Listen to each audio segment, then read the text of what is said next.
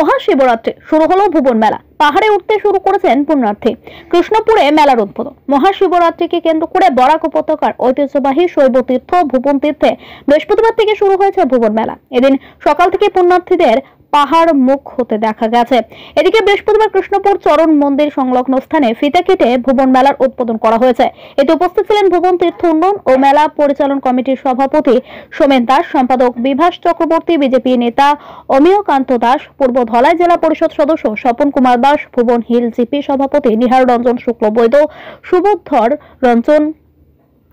সুবোধ রঞ্জন দাস, ধীরেন্দ্র চন্দ্র দাস, চরণ মন্দির কমিটির সভাপতি বনকুমার শুক্লবৈদ্য, কেশব গোয়ালা প্রমুখ। এদিন মেলার উদ্বোধন শেষে সংবাদ মাধ্যমের সঙ্গে কথা বলতে গিয়ে কৃষ্ণপুর হয়ে ভুবন তীর্থ যাওয়ার রাস্তা যানবাহন চলাচল যোগ্য করে তোলার জন্য মুখ্যমন্ত্রী হিমন্ত বিশ্ব শর্মা, মন্ত্রী পরিমল শুক্লবৈদ্যকে সাধুবাদ জানান সোমেন দাস। এবং শুভ উদ্বোধনের পর সাথে সাথে আমরা এখানে যারা বিভিন্ন যাত্রীরা আসবেন, বরাক উপত্যকার বিভিন্ন স্থান থেকে আসবেন এবং শুধু আসামের নয়, আসামের বাইরে থেকে গতকাল দেখেছি আমরা এই একটা ভিডিওতে দেখেছি যেখানে অনেকজন এসেছেন, বিহার থেকে এসেছেন।